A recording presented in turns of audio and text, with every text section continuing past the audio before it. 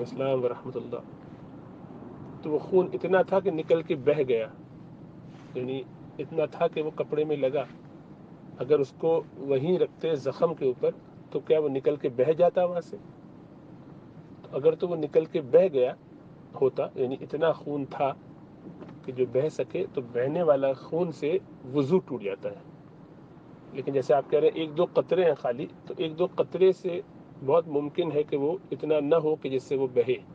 تو آپ کو سوچنا پڑے گا اس کو دیکھ کر کہ اگر یہ سارا خون زخم سے نکلتا اور کپڑے میں نہ لگتا اور اپنے زخم سے نکل کے کیا وہ اتنا ہوتا کہ وہ بہہ جاتا، یعنی اس سے بھی بہت کم ہے. بس وہ تو کپڑے میں ٹچ ہو گیا تو اس لیے کپڑے نے سوک کر لیا، اس لیے اس پر ایک دھبا سا لگ گیا، چھوٹے ایک دو قطرے لگ گئے.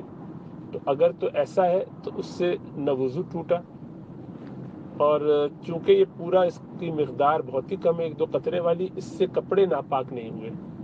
یعنی وہ معاف جو ہو جاتے ہیں نا،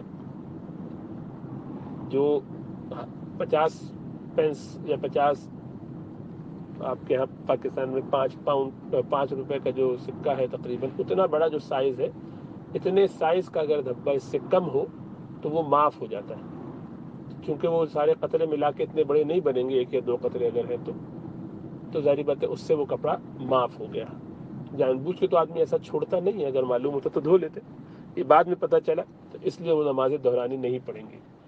تو اصل تو اس میں یہ دیکھنا ہے کہ کیا وہ خون اگر اپنی جگہ چھوڑ دیا جاتا، کپڑے پہ نہ لگتا، تو کیا اتنا ہو جاتا کہ وہ بہہ جاتا، اپنے زخم سے نکل کے آگے چل پڑتا.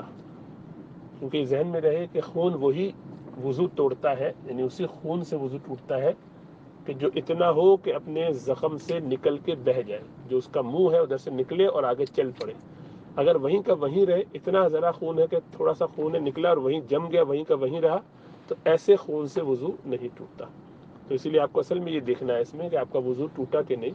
اور جتنا آپ بتا رہے ہیں کہ مختصر ہے، چھوٹے چھوٹے قطرے ہیں، تو اس سے تو یہ لگتا ہے کہ وہ اس چھوٹے سکے سے کم ہی ہوگا. اب اس لحاظ سے گویا وہ معاف ہے.